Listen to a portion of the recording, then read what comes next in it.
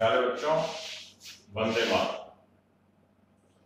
जैसा आप सब जानते हैं कि अब अपने ऑनलाइन पढ़ाई शुरू करने जा रहे हैं और एसएसटी का जो फर्स्ट टॉपिक है कक्षा 9 के लिए भी और कक्षा 10 के लिए भी, वो है विश्व का राजनीतिक मानचित्र, जो आपके सामने यहाँ लगा हुआ है। शायद ऐसा माना गया है कि एसएसटी के हर विद्यार्थी को विश्व के राजनीतिक मानचित्र की आधारभूत बेसिक जानकारी होनी चाहिए। बेटा, इसके अंदर हमारे को सबसे पहले ये पता होना चाहिए कि विश्व कितने महाद्वीपों में बटा हुआ है। ये जो हम इस नक्शे में हिस्सा देख रहे हैं, ये है उत्तरी अमेरिका महाद्वीप, यहां से यहां तक। इसके अंदर एक बहुत शक्तिशाली देश संयुक्त राज्य अमेरिका आता है। हमेशा ध्यान रखने वाली बात है कि उत्तरी अमेरिका महाद्वीप है और संयुक्त राज्य अमेरिका एक देश है। इसके नीचे भी जो महाद्वीप आपको दिखाई दे रहा है, यह है दक्षिण अमेरिका महाद्वीप, जिसमें आप जानते हैं ब्राजील बहुत बड़ा देश आता है। जब हम इस उल्टे हाथ से सीधे हाथ की तरफ बढ़ते हैं तो बहुत ही महत्वपूर्ण महाद्वीप आता है यूरोप, जो लगभग विश्व मानचित्र में मध्य में दिखाई देता है। आपने यूरोप के बहुत से महत्वपूर्ण देशों के बारे में सुना होगा, जर्मनी, इटली, इंग्लैंड, फ्रांस इत्यादि। यूरोप के बिल्कुल नीचे भूमध्य सागर के दक्षिण में एक बड़ा महाद्वीप है अफ्रीका। अफ्रीका अपने आप में बहुत बड़ा महाद्वीप है। हालांकि आर्थिक दृष्टि से अफ्रीका का उतना विकास नहीं हुआ, औपनिवेशिक शोषण का शिकार रहा अफ्रीका। और इससे जब हम सीधे हाथ की तरफ बढ़ते हैं तो बड़ा सा महाद्वीप आता है एशिया, जिसे आप यहाँ देख रहे हैं। और इसी एशिया महाद्वीप में अपना देश भारत भी आता है। बेटा, इसके साथ साथ एशिया के दक्षिण में एक महाद्वीप है ऑस्ट्रेलिया। ऑस्ट्रेलिया एक महाद्वीप भी है और अपने आप में एक देश भी है। आप देखेंगे दक्षिण में ये सफेद रंग से एक आपको निर्जन महाद्वीप दिखाई दे रहा है, जिसका तापमान बहुत कम है, बर्फ ही बर्फ है चारों ओर।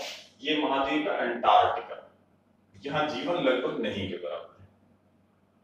इसके साथ साथ हमें विश्व के महासागरों की भी जानकारी होनी चाहिए। जब बच्चों हम उल्टे हाथ से फिर सीधे हाथ की तरफ बढ़ते हैं तो हम यहाँ देखते हैं कि अमेरिका के पश्चिम में प्रशांत महासागर दिखाई देता है। और ये प्रशांत महासागर उत्तरी प्रशांत और दक्षिणी प्रशांत दो हिस्सों में विभाजित है। जब हम और सीधे हाथ की तरफ बढ़ते हैं तो ये बीच का हिस्सा जो अफ्रीका, यूरोप और उत्तर दक्षिण अमेरिका के बीच में है, ये अटलांटिक महासागर है।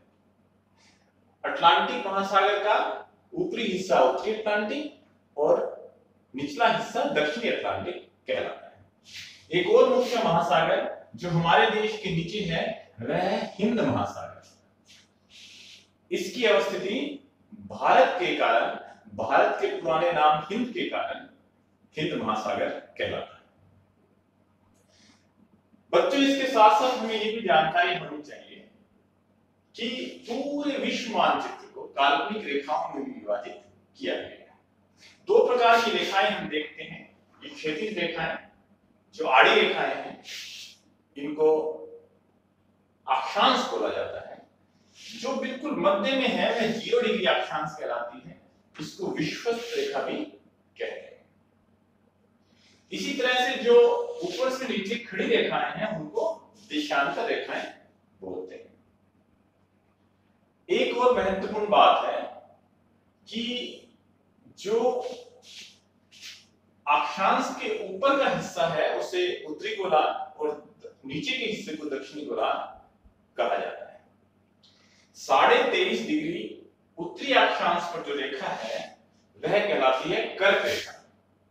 और यह इसलिए महत्वपूर्ण है क्योंकि ये हमारे देश के बिल्कुल बीच में से गुजरती है। भारत को उत्तर और दक्षिण के दो लगभग बराबर हिस्सों में विभाजित करती है।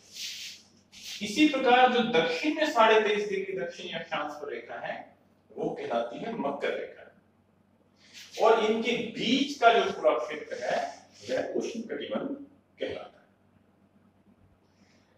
मानचित्र एक ऐसा विषय है बच्चों जिसको आप जितना देखेंगे आपकी रुचि उतनी जागृत होती जाएगी।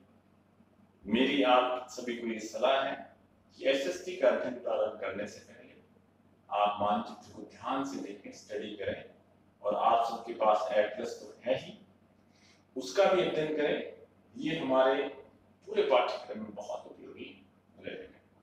बहुत बहुत धन्यवाद। अब पाठ्यक्रम के अनुसार अगली क्लास हम जल्दी ही स्टार्ट करेंगे। उससे पहले मैं आपसे ये आशा करता हूँ कि आप सभी महाद्वीपों के देशों को एक बार अपनी नजर के आगे से निकालें और उनसे परिचय